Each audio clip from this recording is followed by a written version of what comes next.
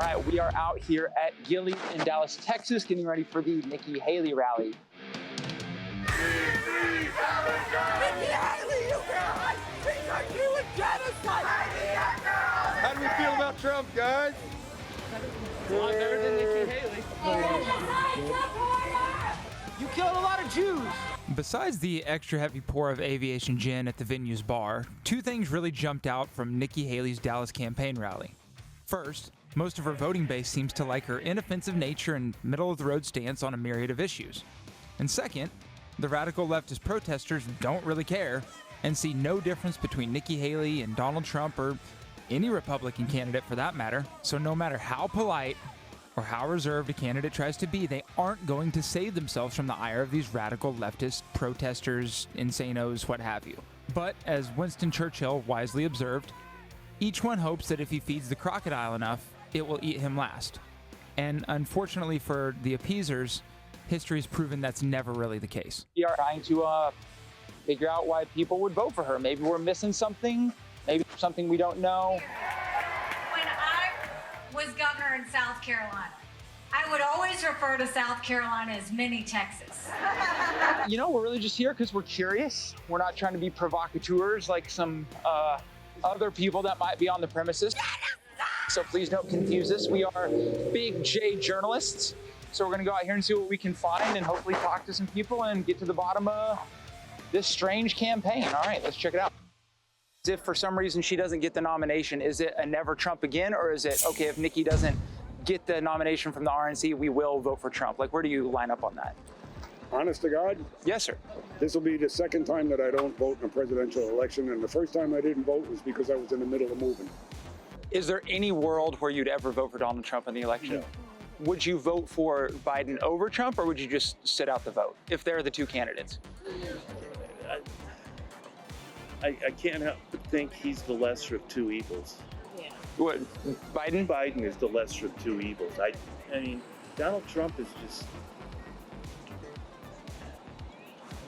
His popularity, in my mind, speaks to the collective interest, the collective intelligence of this country. And that, more than anything, is an indictment on our education system, that we could fall victim to somebody like him. What's Nikki Haley trying to do here? What do you think she's all She wants about? to continue funding the war. But funding for what? She wants to continue to fund the Ukrainians. I'm not a fan of Latin Americans, but I also understand that our country has traitors. We have bigger issues in places like the Asia Pacific. KKK. A white man who's never been suppressed. A white man who steals lands and doesn't give a about any minorities. What are some specific positions of hers that you kind of identify the most with that make you most attracted to her candidacy? Well, number one, she has plenty of foreign experience. Number two, she's not dead set against abortion. She's willing to listen. She understands that. She said, don't hate me because I'm pro-life, and I won't hate you because you want an abortion. So are you both planning to vote for Ms. Haley? At this point, yes. And what about her candidacy, or what about her as a candidate makes her attractive to earn your vote? Well, I like, a big part of her campaign is this country can do better than the other two choices. We like the fact that she's got some foreign affairs, government chops. I think from what I can gather, she was a successful governor in South Carolina. And in my mind, she's the most sensible choice at this point. Bless his heart. Then we want to make sure we open up the middle class. We're watching the rich get richer and the poor get poorer. We want to open up the middle class by eliminating the federal gas and diesel tax in this country. We're watching the rich get richer and the poor get poorer. We want to open up the middle class by eliminating the federal gas and diesel tax in this country. We want to cut taxes on the middle class and simplify the brackets.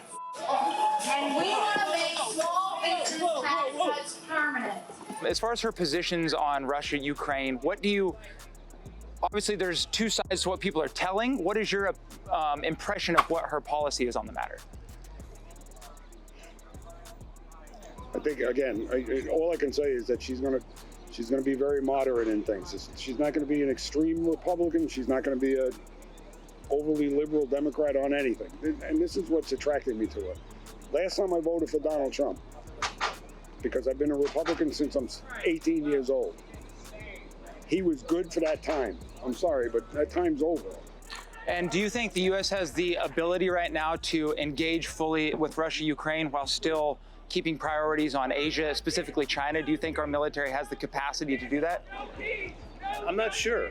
The answer to your question is, if I knew that, I'd probably be up there with her running for. So I don't necessarily believe anybody who says they're certain we can. I mean, if we're not careful, we're going to get spread too thin. But at this point, you know, we have to support our allies to the degree we can. But you know, wars on different sides of the world, I'm not sure how we'd fare. I'm not worried they'd attack us, but I mean, we may have to make some choices. You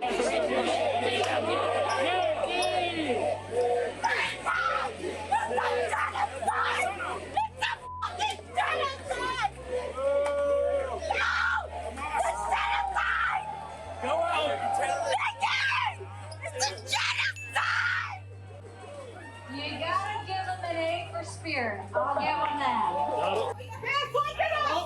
Stop pushing over, you will go to jail. Go, tap me! Let's tell someone.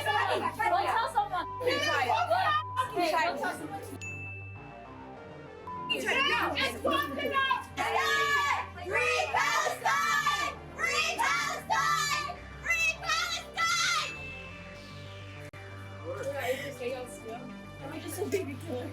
What do you think attracted people to him in the first place?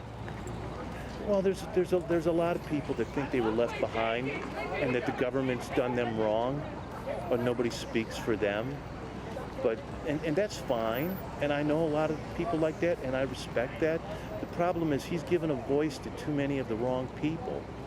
You know, the white nationalists and, you know, all the far right extremists. He's made them.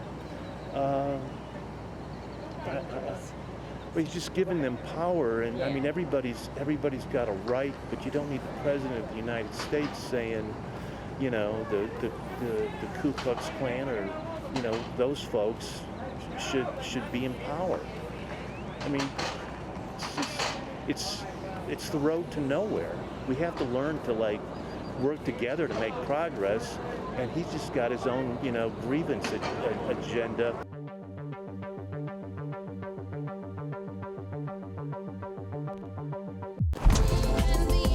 Watch Louder with Crowder live Monday through Thursday, 10 a.m. Eastern.